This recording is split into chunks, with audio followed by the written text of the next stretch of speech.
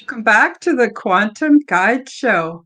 Today, in episode 186, I'm very happy to bring back Dave Weiss, and I have another guest who's scheduled, but he may not be able to make it today, and that is Ryan Patrick Burns. And we're going to have another Too Spicy for YouTube Conspiracy Panel, Part 3, Flat Earth, Fact or Fiction. David Weiss, known as Flat Earth Dave, is a compelling figure in the realm of alternative cosmology, having left behind a successful business career to dedicate his life to unveiling what he knows to be the true nature of our world.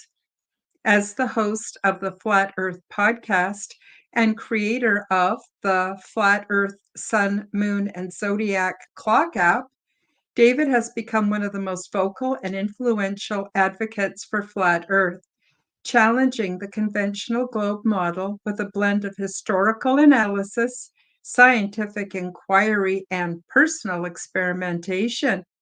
All of the links are below in the description box.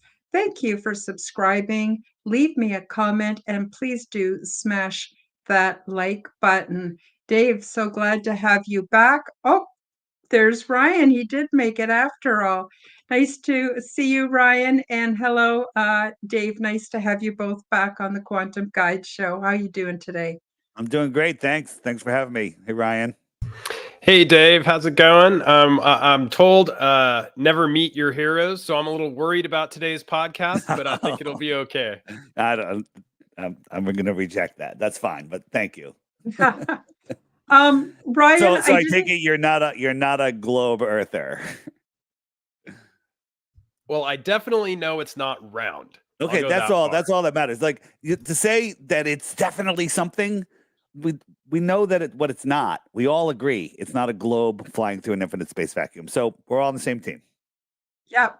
It's interesting. Once you leave the box, we're all in the same room, regardless of the subtle differences in our belief systems. And I was going to just start off by saying why I don't believe the Earth is a globe. And the reason I don't is, number one, everything we've been taught is bullshit and an inversion of what's real. So that's number one.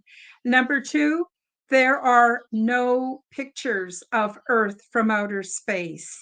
Not really. There are some stupid things that were taken outside of the window to show at a circular window to show a very poor image of what was supposed to be the Earth. But the truth of the matter is, I've never seen any images of, I'm going to trade you places, see if I can do that. Yeah, there, that way my thingy isn't taking up your picture.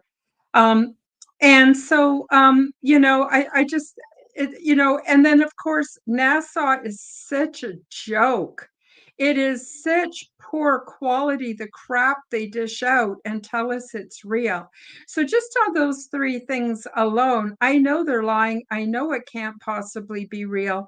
And so I look to other ideas. And I myself try not to have too many actual beliefs. I have working theories, and then I can add to those working theories as I get new information and I don't get stuck. So, Ryan, what's your take on it? Oh man, you've said a lot of it. And for those who are unfamiliar with Flat Earth Dave, they should definitely check out his app that he has. My take on it is that, I'm in a unique position. As many people know, I'm involved with a lot of innovative projects and consortiums, and I'm a fellow for what is known as the Space Technology Graduate Research Opportunities Program, which involves low Earth orbit stuff. And I follow this very closely. Now, interestingly enough, a lot of it goes through NASA. And everything, and I mean everything, in NASA's low Earth orbit program is all filmed with GoPros. All of it, without question, they keep changing to the newer version of GoPro, but just the lens itself is not going to give the correct depiction of the curvature of the Earth. So there's that. And that's why I say I know it's definitely not round. And the utmost, even the talking heads for the curve, I'll call it, say that it's not round. You know, they call it an oblate spheroid. They keep changing the paradigm as well. The circumference that they allege continues to change, and the curvature calculations continue to change. And even if we leave all the science out of it and we head towards more mainstream stuff, we have things like this new movie, Fly Me to the Moon, which is basically saying, well, let's turn this into a comedy, much like the movie The Men Who Stare at Goats. When something comes out of the shadows and is a reality, like the Third Eye spy program with remote viewing, they make a joke out of it and then they can kind of unleash it to the masses. And the same is true with this movie, Fly Me to the Moon, where we have basically they're saying, well, it was very patriotic of us to fake the moon landing because we had to beat Russia in the Cold War. They're also saying this while maintaining, at least for the moment, that we actually went to the moon. I think that will eventually change as well.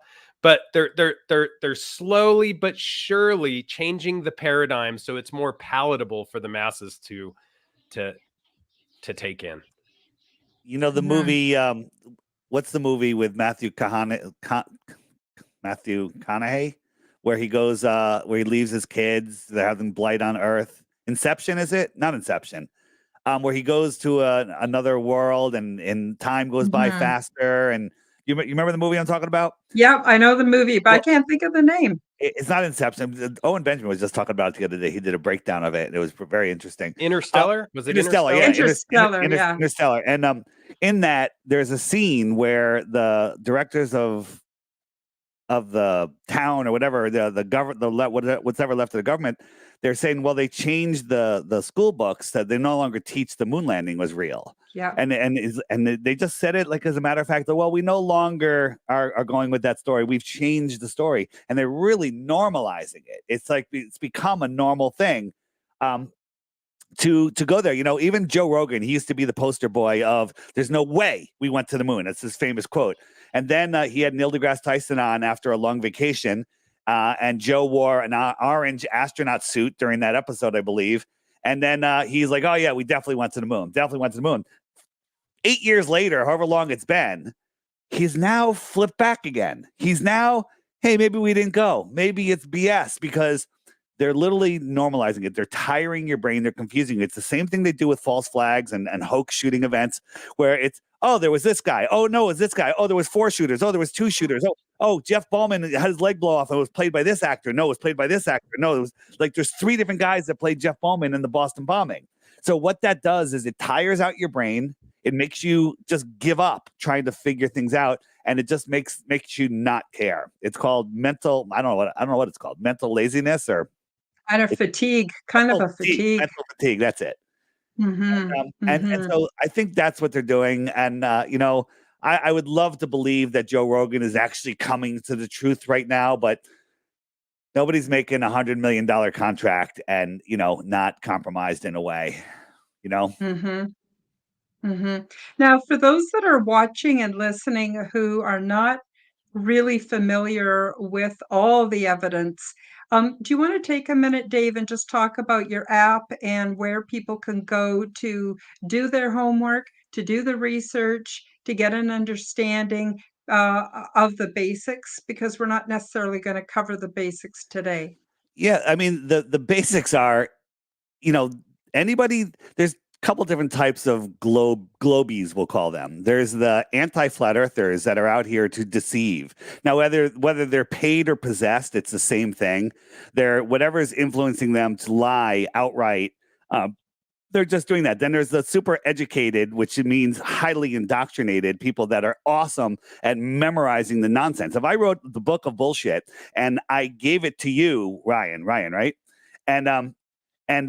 And you memorized it, and then you tested, and you got 100 on it. Now you can teach everyone about the book of bullshit. And then let's say you taught 100 people, and 7 of them aced the test. They got 100% right. Now they can teach the book of bullshit. Doesn't make it true. It just means that you're a great memorizer and regurgitator. So then you have those people, and then you have the majority of the world that just believes and doesn't even know their own model. And I always say, if Globers, regular, ignorant, and ignorant's not a bad word. I am ignorant to everything I don't know. It's just a word, means you don't know. Okay. So the people that think the earth is a globe, they don't know their own model. I say if they knew 1/10 of their model, the globe model, then they would be flat earthers, or they would be anti-globers, because there's a whole question of what this place is, but it's definitely not a globe. So skipping all the basics, what was the exact question again? What was it? For the listeners and viewers who haven't done the research, where's the best place they can go to get caught up, and then perhaps they can come back and watch this podcast again, because we're not necessarily going to cover all the real basic stuff today. So the one place that you're not going to find it is on YouTube and Google. I just did the Jim Brewer podcast, and somehow our video ended up as #1 search for Flat Earth on Google, on YouTube, for about 3 or 4 days. And it was #1, Flat Earth, bam, there it was. It was cranking the views, and all of a sudden it disappeared yesterday morning, I think. And it's off the charts. So if you Google Flat Earth, you're going to get all of the propaganda. You're going to get the stuff that's going to give you mental fatigue. It's going to give you, you're not going to understand what's going on. And I have a shirt, and I actually wore it on his podcast that says, "You're not stupid, it's stupid." So what they do is they show you something, and you're like, "Well, I just can't figure it out." You can't figure it out, not because you're stupid. It's because it's stupid. It's unfigureoutable. So flatearthdave.com bypasses the censorship. My app right here. It's a $3 app, and then there is some higher functions that is a $11 a year subscription. You don't have to get the subscription. There's plenty to do. 95% of the app is included for the one-time price of $3, but every day there's a featured video. I have, if you hit the question mark button, that brings you to the frequently asked questions, and all the questions you're going to ask are here. My favorite right here, why the lie? Or where does the sun go? Right up here. And all of those videos that you'll find in there are going to answer all of your questions. And you're going to be like, I never knew that. I never thought of it that way. I never understood that. And then once you look, here's the thing. Once you see it, once you go flat, you never globe back. And that's a fact. However, you'll see the anti-flat earthers, the liars, the deceivers, the possessed people out there. They'll be like, "Oh, that's not true. I was a flat earther, for 5 years. And then I looked, then I did some research, and now I'm a glober." They're just liars. Go look at their channels. There's zero content on their channels. So flatearthdave.com. You can find my app. If you don't want to get the app, that's cool. Just scroll way down until you see a big picture of me, and it says Crash Course. Turn off Netflix, turn off Apple TV, turn off whatever service you have, and watch those videos for a couple days, couple weeks, a month. There's plenty of videos in there, and they're all awesome documentary. Some of them 25 minutes, some of them hour and a half. Great videos. And I have a challenge. Watch the daily video on the app for 2 weeks, and then give me a globe proof, and you win 3 Bitcoins. Or watch the first 5 videos in the Crash Course, send me 1 globe proof, and you win 3 Bitcoins. So there you go. No one's taken you up on that yet, have they? They've tried, but I just send them right back to the frequently asked questions. Like, here's your answer, and then they're like, "Oh wow, I never thought of that." It's amazing. The one thing all the globers try to do is they like to look at the lights in the sky, right? But if you think about it, this is kind of high level but easy. Gas violently fills the available space. If I had a box of gas in a room that had no air, I'm in a vacuum, and I made a little hole in that, violently, it's going to just fill the room, right? Violently. You ever see the train car where they have the tanker car and they suck all the air out of it and it collapses? The steel car just collapses from the gas pressure because the gas is violently trying to fill the available space. Except in space. In space, you get so much helium and hydrogen, which defy gravity here on Earth, but somehow there's so much of it in space that it collapses upon itself and makes a nuclear furnace burning sun in a space vacuum that has so much gravity it could hold on to Pluto, but it can't tug on our moon. Okay? When you look at this stuff, it's so crazy, it's so stupid that people just give up. They're like, you know what? I don't have a degree. I can't figure this out, you know, and that's it. I mean, you know, I'm assuming most of your listeners are already there. They're already away from the ball, and figuring out what this place is an amazing, amazing fun thing to do. So I hope that wasn't too long. Yeah. FlatEarthDave.com. That's where everything is. FlatEarthDave.com. You can find everything there. You can get the app. You can do whatever you want. So pretty much, Dave, I think most of us that have strayed or outside the box of the globe Earth idea, the image I put up here on the screen is sort of what we all agree upon. However, there could be infinite number of continents. And do you want to tell everybody why? I know why, but why we're programmed to believe that the basic continents that we've been told in history are a real thing is mostly because um, of so they could create the illusion of scarcity.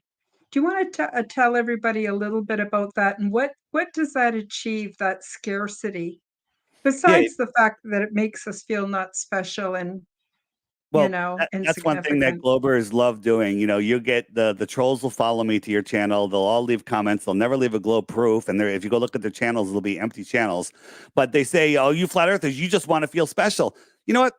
I don't know. Everybody wants to feel special, but I didn't get into this because I wanted to feel special. I got into this because I wanted the truth. I didn't care I actually went in to disprove flat Earth. I went to just prove the globe and show that I'm smarter than all you stupid flat people. And then when I looked, I was like, wow, I never knew any of that. And then once you see it, you really can't unsee it. So why is the globe lie, right? Because we're born into God's world with natural law. And if the governments admitted that, they'd have to only make rules that obey God's law. So they decided to create a satanic globular model where literally from birth, they commoditize us with our birth certificate. They poison us with, those things they stick into us. And then they make us use their fiat money, and we play on their ball field with their ball rules. On a globe, we're running out of fuel. We're overpopulated. An asteroid could hit us, global warming, all of this stuff's going on, and none of it is really happening. Right? Mm. What is beyond Antarctica? There could be other land out here. This would be extra land. Somebody lived on the extra land and came in, let's say, through this little opening. They would be an extraterrestrial from outer space, from the extra terra in the outer space. Here, physically possible in an enclosed system. So, the last thing, Ryan, you said that you are involved with space, low Earth orbit, space. What was it? What did you say? Yeah, I have a little science project up in the Uinta Basin next to Skinwalker Ranch, known as spacewolfresearch.com. And part of that has to, anyway, yeah, going into what I don't want to pull away from what you were saying, but yeah, I follow very closely NASA low orbit projects. Yeah, so everything NASA is they lie worse than anybody. They're the worst liars, and there's zero credibility there. I was communicating with a NASA whistleblower, and he said that the firmament starts as a plasma layer at about 72 miles up, and then it becomes liquid. I think he said water, and then or maybe some other special water or something.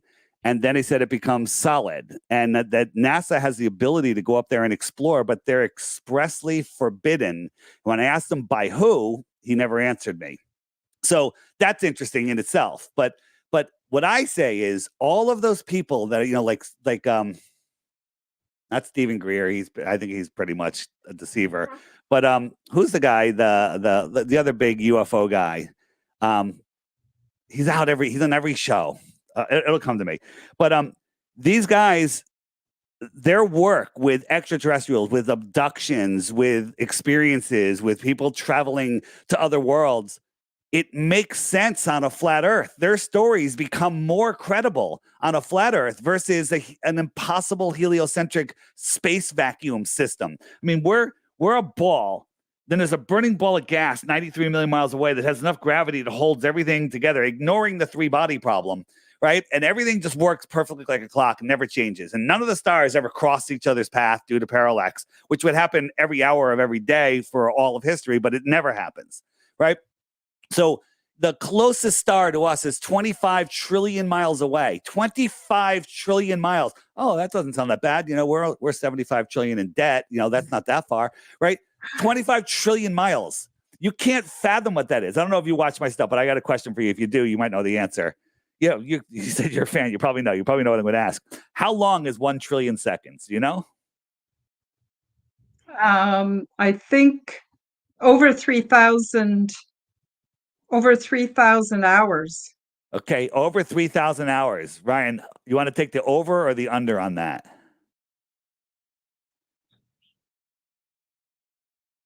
Let No me unmute calculator. myself. I'm sorry, Yeah. I'm unmuting myself here. I'm going to take the over, saying that it's going to be just less than maybe 33 years.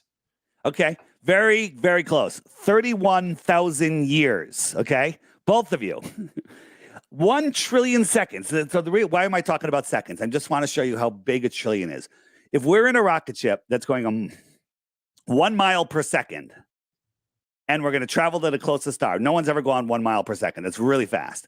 And we went for 31,000 years. We've gone 1 trillion miles. We're going a mile per second, 1 trillion miles. We got to do that 24 more times to get to the closest star, right?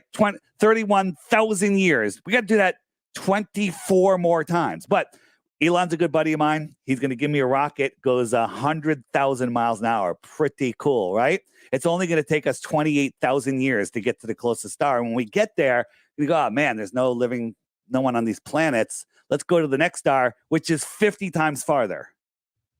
Okay, this is where they dilute you. Where you want to dilute something, you have a glass of milk.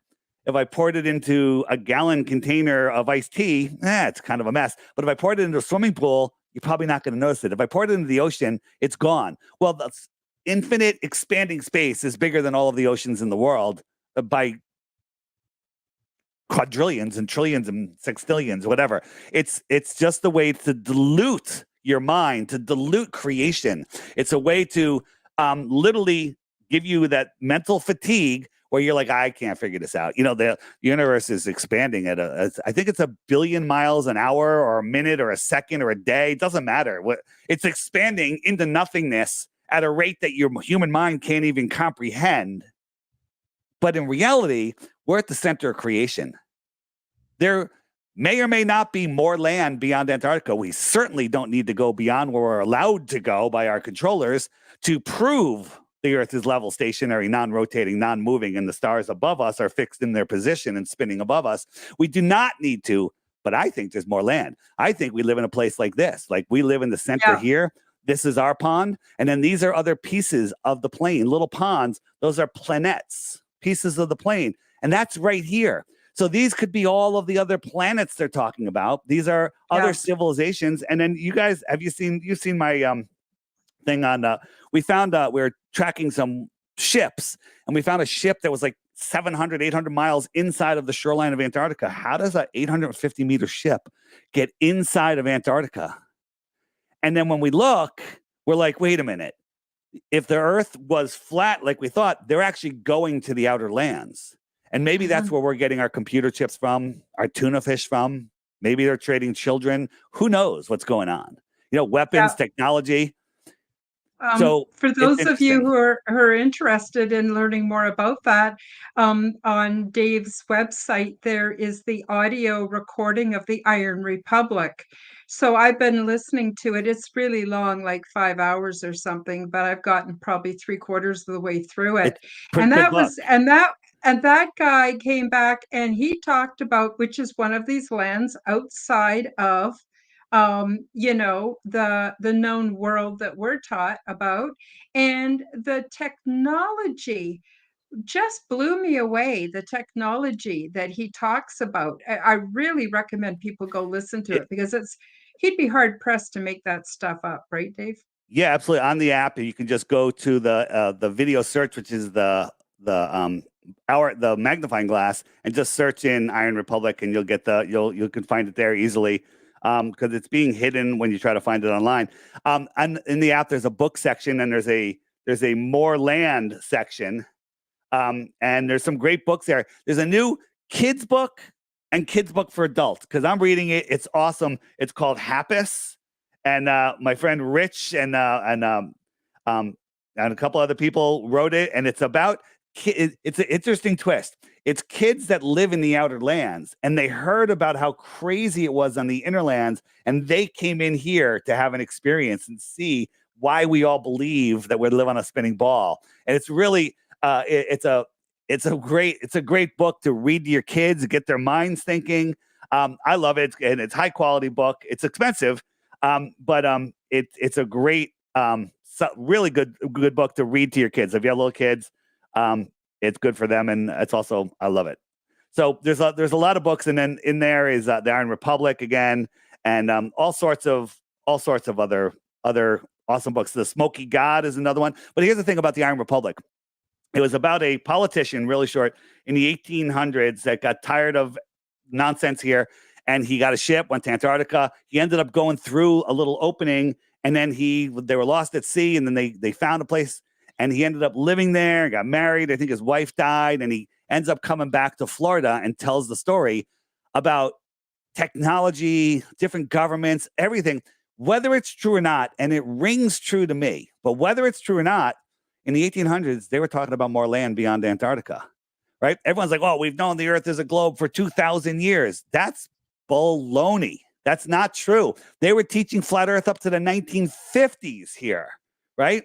Just go on my app, search Ruth. Search 102-year-old. I think you search, her name is Ruth. And I interviewed a woman in 2020 or 2022? 2020. And she was telling me that she was taught flat Earth in school, in public school here in Connecticut in the 1920s. It's pretty cool. I had a teacher when I was in elementary school, and this is around the time of the so-called moon landing. And he said that all the schools taught the flat Earth model. They didn't call it that, but the same thing.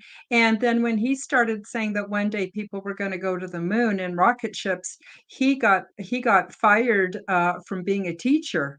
So that's how foreign the whole globe Earth concept was when he was a young man teaching school. And so he was telling us about it when I was in, I don't know, grade 7 or 8, something like that. So I thought that was interesting. I talked to somebody that went to school in the 1950s, early 60s, and they were teaching both because they didn't know. And then all of a sudden, the Gleason's map got taken out of encyclopedias, books, out of everywhere. And they just, that's it. Rockefeller medicine, chemical-based medicine, and Earth is a globe, and that's it. And the Globers, their best proofs are always somebody from 1,000, 2,000 years ago. Oh, this guy, Copernicus, this, guys that they never met, that don't even know if we're real. There's a story being told by the captors, of our world. We are literally prisoners in their world. You guys have looked into the old world, right? I assume. Yeah. Have you watched Old World Order yet? Like Tartaria and Exactly. there's a whole bunch. Yeah. Yeah. So Old World Florida.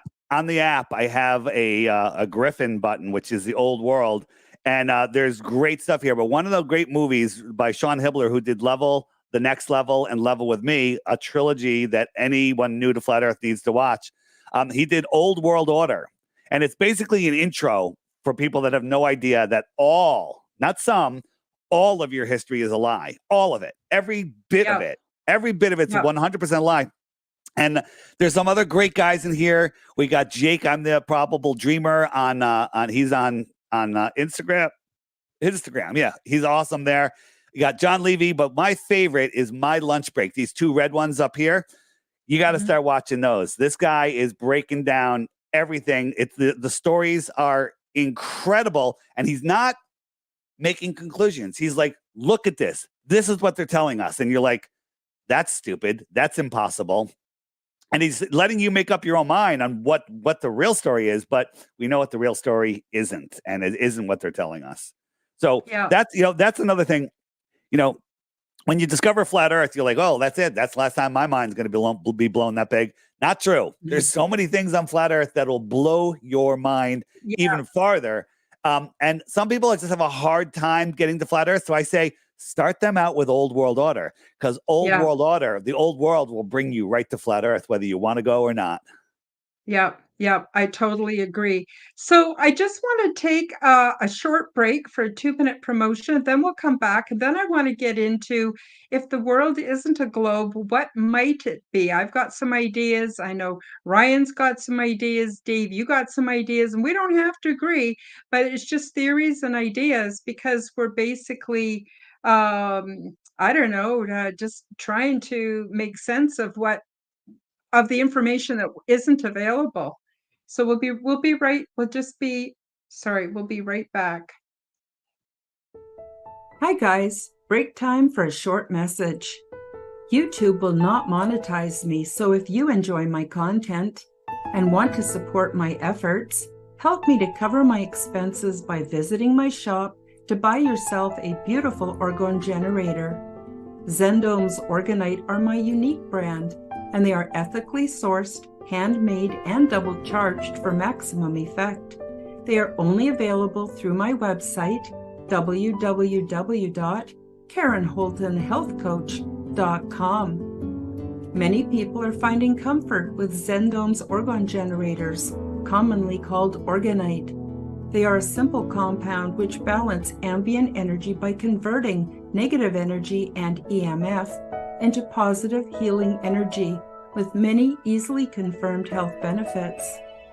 They are a simple compound with alchemic and energetic properties. These devices function as self-driven, continuously operating, highly efficient, negative to positive energy transmutation factories. They help diminish the harmful effects of electromagnetic frequency radiation by attracting and converting negative energies, retuning them into new and more healthful sound and light wave patterns. And they help to purify the atmosphere and accelerate plant growth. They also help stimulate positive mood and are a natural remedy for poor sleep patterns. When Orgonite is within range of any corded or wireless electronic device, it will efficiently and continuously transform that energy into orgone as it is being transmitted. This essentially creates orgone energy transmitters out of any and all emitters of harmful negative energy. You can use these devices for focusing the mind, healing, meditation, and for spiritual growth. Zendome's Orgonite are my unique brand of orgone generators, and they are only available through my website. Don't be fooled by imitations. Check out my website to see my latest selection at www.karenholtonhealthcoach.com. That's KarenHolton healthcoach.com. Check them out today. Now, let's get back to the show. And we're back. So I thought I would just talk a little bit about my perception. Dave, can you put up the image with the many different ponds that you had up earlier?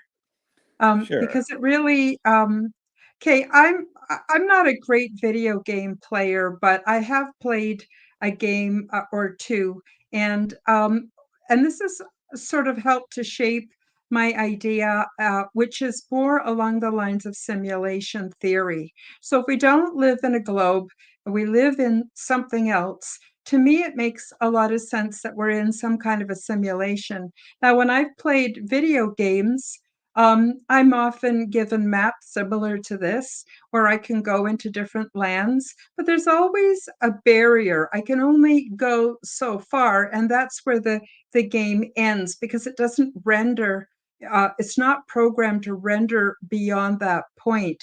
So when we take a look at the flat Earth model, there's what they call the firmament, or the dome, that covers our pond or our area, or the area that we've been contained to by the powers that be. And I'm wondering what you think of this, Dave. Is it possible that it's just that there's nothing being rendered beyond that dome, and that's why we can't get beyond it. I don't know. I don't mean to sound foolish. It's just that this is sort of just how it seems logical to me. You're muted, Dave. Dave, you're muted. I know. There. I made a good joke, and now you missed it. It's all Sorry. right. It's okay. I said, of course, you're going to be sound foolish because you think the Earth is flat. So we're just going to start there. That's a little joke.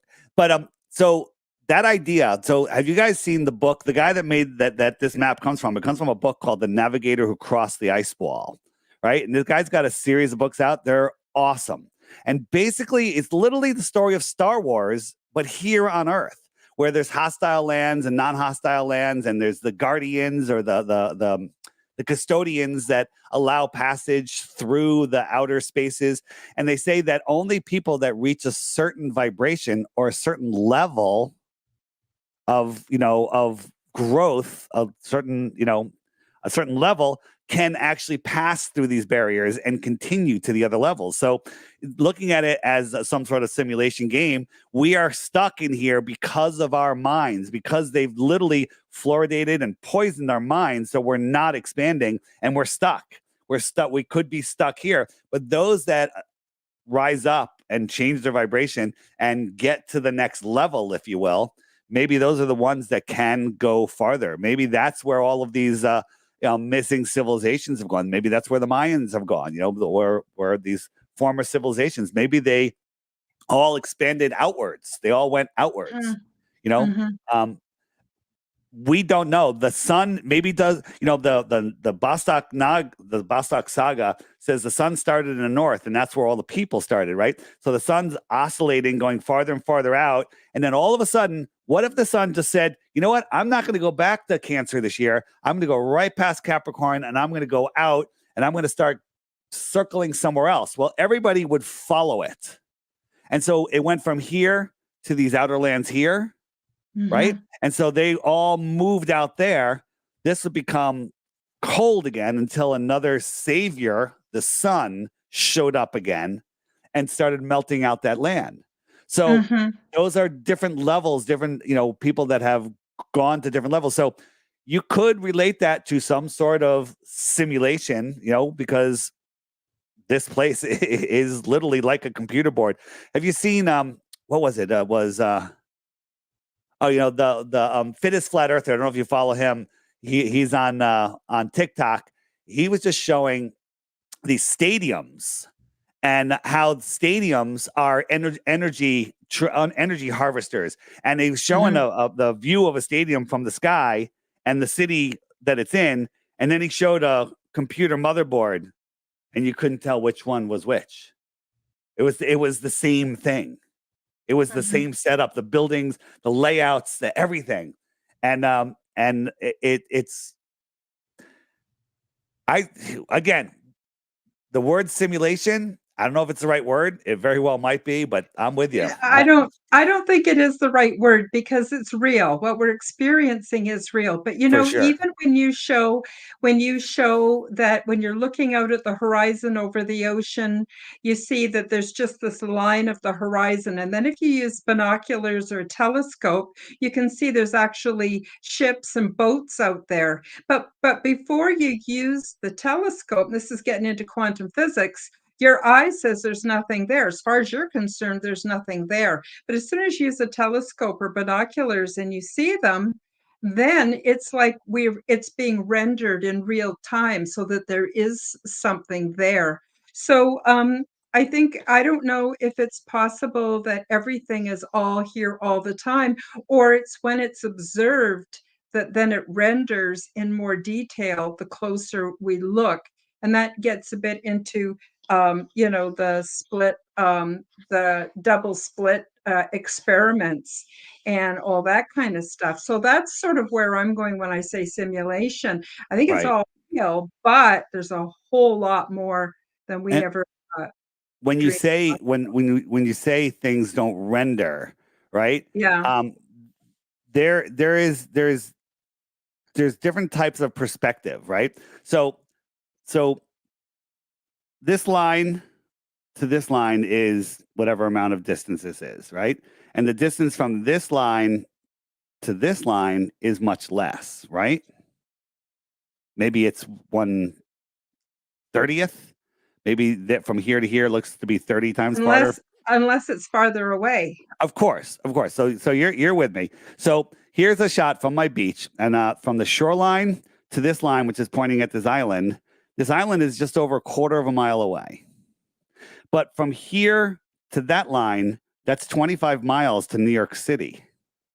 Okay, so that's New York City. If I zoomed in, I could show it to you, right? So from here to here in my visual field, so let's say my ground visual field stops here. This is the sky visual field, and here's the ground visual field. So this is 97% of my visual field is a quarter mile. But then 100 times that distance is that next 3%. It's all crammed into there. Mhm. And until you're there, you can't see it. Until you zoom in and open it up, it doesn't render. That's how our Yeah, so eyes it's work like- in reality. It's not So rendering. it's like it's not real to us until we actually zoom in and then see Right. it. And then we go, oh my God, there's a much greater distance in that tiny little strip than what I'm seeing from here. And then it becomes real. Right. This boat, we move it out here, it gets a quarter of the size. And then we move it out here, a quarter mile, it's, I don't know, a tenth of the size. Right. And then if we gotta reduce it that from this amount. So we got to make this that much smaller 100 times before it gets to that next line. So it is going to disappear. It is not going to render. That's how we see. People think that when you look, how come I can't see London from New York? Because you're an idiot. That's why. That's why you can't see it. Okay. And that's how things work. So again, it's not a theory. Things don't render that are right in front of us until you're there, until you get into it. Yeah, it's very much like a video game. Now, I realize I've been talking a lot. I wanted to give Ryan a chance to talk about his theory and his ideas. Ryan, what do you have to say? I really like what all you guys are saying. All of your everything you've mentioned is very important, and I would say that there is a deeper symbolic meaning, a lot like Dave says.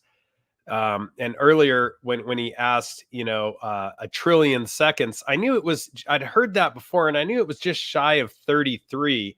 I messed up and didn't add the 1,000, but the 33, the number 33 is super important. It's 31, by the way. Extremely startling how 33 has traditionally been an esoteric number that was used by those in mastermind positions.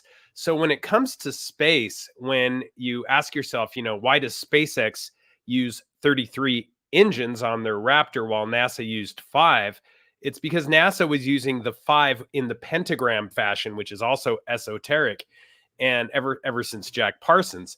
So interestingly, when it comes to 33, it's laughable, really.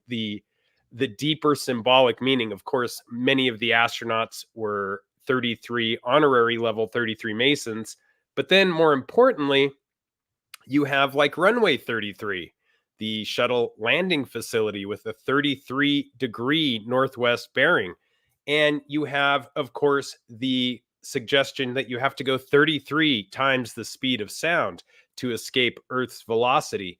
And as Dave said, this is an uglier truth. This is a bigger lie.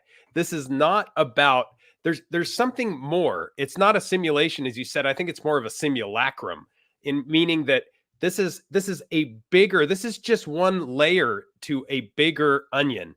And it very much has to do with the Rockefellers, the American educational system, and how, children had to be basically forced into a new era, a new reality, a collective discipline of basically having to become workers because of assembly lines.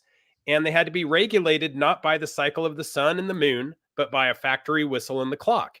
And so show up to school, learn to do things repetitively, go home, and then we will entertain you through our screens. And this mass educational system, the Rockefeller system, this machine created this simulacrum. And the only difference between a simulation and a simulacrum is that one is an unsatisfactory imitation or substitute, which is exactly what we have. This is why Dave, yourself, and I know that something it's unsatisfactory. A random observer can tell that this image or representation of what we're seeing is not exactly right. And people have always looked at the stars with wonder and amazement, which is the correct way to look at them. And now we look at the stars and there's no wonder or amazement because NASA has told us exactly what they all are. We've mapped it all out. No need to look up here.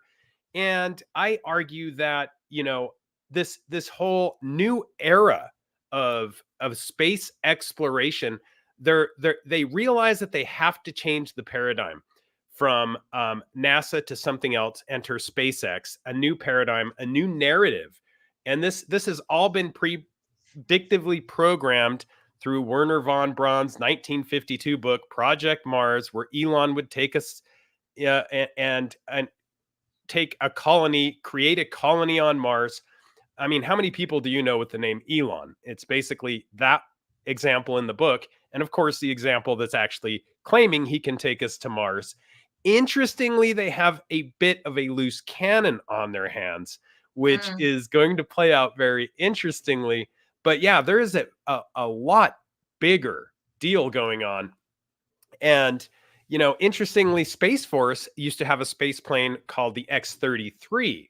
And they changed it for the X-37 because the X-33 was getting such a bad rap because, again, we had another 33 on our hands. And a gentleman I know very well whose son-in-law works for Space Force, the United States Space Force, he had a few too many drinks and they were talking one day and he said, do you see how that looks like it's skipping on the water up there when you see these space planes like the Boeing X-37 or the X-33 allegedly, or these other space planes, how these orbital test vehicles are bouncing on the surface? He said that they're actually trying to find a way out. And it's a way out of what, right? That's what you have to ask yourself. So maybe the guy had too many. I don't know. I don't work for Space Force, but it's things like these when they come from good sources that make me wonder that, yeah, it leaves me wanting more. I think there's more to how things really are than we are being told. For sure. I just want to correct one thing. The 33s are everywhere. They're in every article. They're everywhere. It's 31,000 years. So that one's not a 33, but there are plenty. Your point is well taken. It's just people are going to go, no, it's 31,000 years. It's close. It's close, but it's not 33 on that one. Just that's what I think. Sorry, Go ahead. No, that's it. I'm not foo-fooing anything you said. We can do an entire show on the 33s that they use. Everything has a 33 in it. It's incredible. Every false flag, license plate, cop number on the car, 33. It's everywhere. They need to show it along with a whole bunch of other, things. Yeah, it's a master number. Really... Yeah, go ahead. Yeah. Sorry, I was just going to say that it just that also underscores why people need to go and do research on the old world and the old system before like the 1800s, because it isn't just the architecture, it's everything was so advanced. And then suddenly came the whole Rockefeller thing. And then we started getting poisoned with toxins in everything and dummied down and told all lies and just...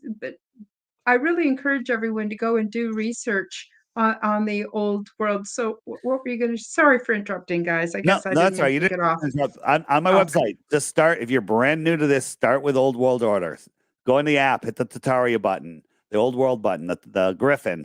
And there is enough information there to, and more being added all the time to keep you busy forever.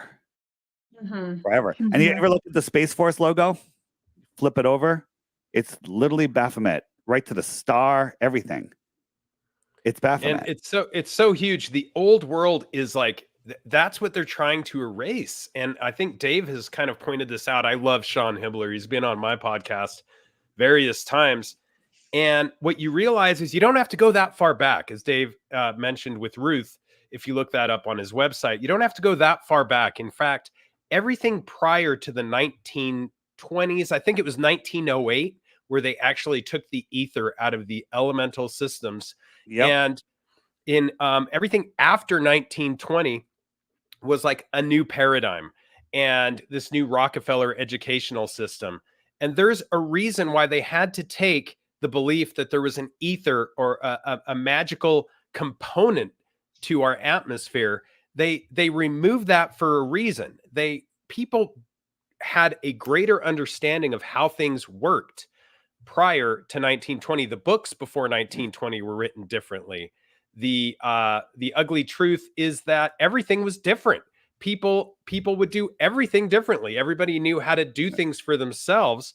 After that, this was rejected. Rely on the government, and you don't need to know how to can your own vegetables, make your own alcohol in your still for your tractor. You don't need to do all these things anymore. We can handle this for you, creating generation by generation more sheeple, I'd like to call them, which in an attempt to basically distance the superclass and power elite from the masses. And, I often remind myself of that quote of like one of our founding fathers, Benjamin Franklin, who said when he was in talks with the crown, and this was over like very little tax at the time compared to what we pay now. But he said, they who cannot give up essential liberty to obtain a little temporary safety deserve neither liberty nor safety. But that's what's happened. We're told, oh, you know what? You don't need to grow your own crops. We'll put a grocery store, just down the road. You can go get that. It's easier. It's more convenient. The only problem is we have conveniently painted ourselves into a corner where we are forced to believe whatever we are told because we no longer have the tools to find out ourselves. It's as if I own a ladder and it's the tallest ladder around, and I'm NASA and I say, I've been to the top of the ladder. I know what's there, but I won't let you go up the ladder.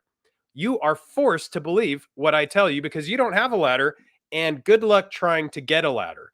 Well, Right. the ladder doesn't work. And it's great that Dave and yourself are attacking this because it's one of the biggest questions of our time. I Yeah. totally agree. It's they're literally hiding all the truth from us. Like in their heliocentric system, things break the laws of physics. Gas we're a rocky ball surrounded by smooth curved water that never shows any convexity, surrounded by high pressure air adjacent to a void, a vacuum of no pressure, right? That breaks every law of physics. But if somebody comes up with an over unity device, something that pulls energy out of nothing, out of the air, out of the ground, that's a threat to national security, right? And then it gets confiscated. It gets taken away. That person, that he decided to kill himself, his daughter, and his dog. Who knew that? And he shot himself in the back of the head twice. Anybody that tries to bring something forward that will unlock us from the slavery, they end up, not in a good place usually. So we'll see. I think that the cat's out of the bag here. There's too many people waking up to flat Earth. I mean, if you look on my app, we just hit over 200,000 people on the Friend Finder, and it's growing super fast. I expect to hit 1 million in the next year. All right. These are Wow. people. This is 1%, less than 1% of the flat earthers out there, right? Not everybody has my app, right? This is the UK. It's crazy, and it's growing faster and faster every day. Literally, I was on. We hit 200,000 Friday night. What's today? Today is Wednesday, and we're at 201,000, and climbing. So Fantastic. yeah, It's so No, huge. This link in the chain that is, should be something that we all independently know, which is where we live. We should know where we live. And, it's such a bigger question than that. And I think Dave had mentioned earlier, or I'm sorry, you did, Karen, that this is more about abundance versus scarcity. And I think that's really the bigger deal, right? Is it an open or closed system? And if they tell you they have the answer and we don't, then it's a closed system. There's only so much earth there's no extra lands, there is only so far you can go on your own without our help, then we are forced into a menial existence where we rely on Big Brother to give us the scraps that are left over. But if you realize that it's a more open system and that there is the mastery that we can all take this information and independently verify it for ourselves, create our own paradigm, I argue that like we will see that the world will change. Things will become better. I mean, you drive across the country and there's so much land without people on it. But yet you turn on your TV and you'd swear there's not enough anything for anybody. And so there's a lot of there's a lot of inner toil that you can be remedied with just independent thinking. Hmm. Now, we're quickly running out of time, and I know, Dave, you have to go pretty much right after the hour. I'm wondering if you want to spend a few minutes, Dave, telling us, where people can find you, what you're up to, that kind of thing. And that way, if you have to leave before we complete the show, that's totally okay. And then, Ryan, I'll get you to come in afterwards and tell people all about what you're doing, especially because I missed you in the introduction. I got another, I can go about 10 more minutes. But everything of mine can be found at flatearthdave.com. There's tons of free stuff there. There's the app, which is $3. If you're not sure about the app, don't get the app. It's okay. But if you want to have the resources at your fingertips, you want to be able to pull up stuff really quickly when you're talking to somebody. There's nothing else like it. And I'm saying that because it's true. I mean, go read the reviews. Like on the app, I go to images and you ask me about maps. I just type in map and bam, here are all the different maps. And we can talk about the moon map. Have you guys looked into the moon map? I'm sure, which is wild. There's so much stuff out there. You explain to somebody how they took our map, they wrapped it around a sphere, and they tell us we're not allowed to go here because we don't want to disrupt the penguins, right? But maybe that's because they don't want us going out. They don't want us. The two places where you're not allowed to explore virtually or physically, the North Pole and the South Pole, those are the two places that would tell us where we don't live or where we do live, right? And then not by looking up at the lights in the sky, by actually seeing the Earth, right? If I came to your house to put a rug in your room and I started measuring the lights in your ceiling, you'd be like, what the hell are you doing? Right? I'd have to measure the floor, right? We measure the floor. There is no curvature. There is no rotation. With all of the motions in the sky that we're going, we're traveling 4.4 billion miles a year, right? Never to return to where we were before. All the other stars are doing their own thing, and never once have two stars changed position due to parallax, right? Never once have two stars changed position, right? That's, and by itself, it's over, right? The stars are fixed, and, flatearthdave.com, tons of stuff there. And I just say, wake up to flat Earth. And then your job is to wake up your friends and family and strangers. Mm-hmm. Wonderful. And Ryan, what are you up to and where can people find you? Sure. You can find me at Hero Paranormal on YouTube or Hero Paranormal on Patreon, or just go to heroparanormal.com. Stands for the Hyper Anomalous Esoteric Research Organization. And I just like researching topics that those in control, rather, people don't research. And, arguably, the answers are always the same. Everything is a globe. Look at the stars, look at the other planets. And, this is unfortunately not the truth. In fact, even the universe is flat with a margin of error of only 0.4%. Galaxies are flat. Black holes are flat. All these things are flat when you look at the cosmology through telescopes. So we're taking the opinions that everything is round when you look deeper, a lot of it is flat. And it's interesting. It's interesting. Why would the greater structure of our universe be flat? Yet that doesn't seem to fit into the working paradigm that they're trying to sell us.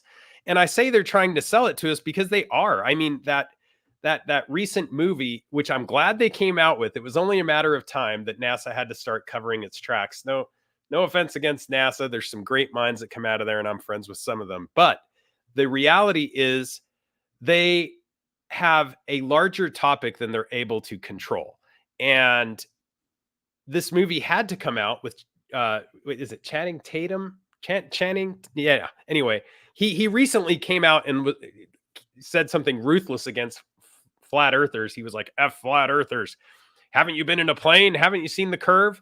And just that statement is so redundant because you can't see the curve from a plane.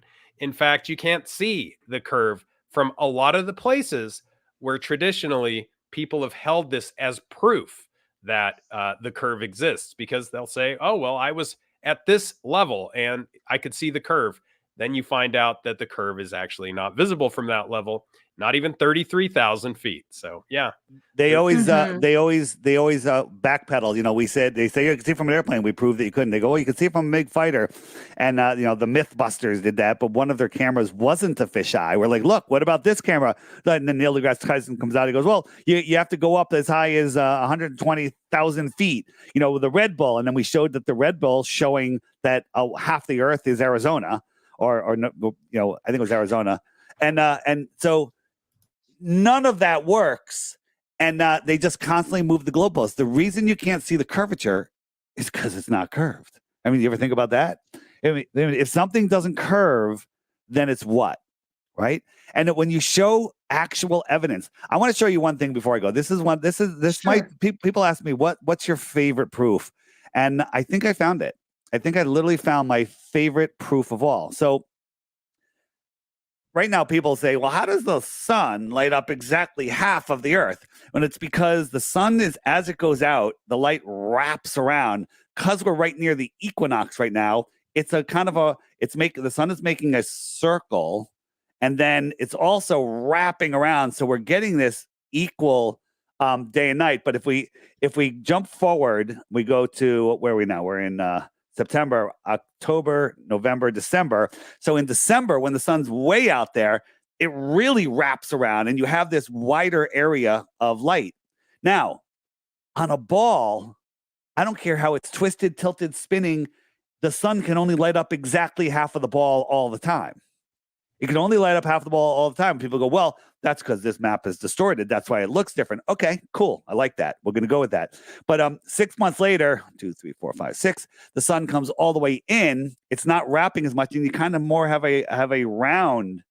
You have more of a round shape because it's not refracting around or bouncing off the dome so much. So that's not the proof. I want to show you. That's this little background for my proof, and the proof is this, right?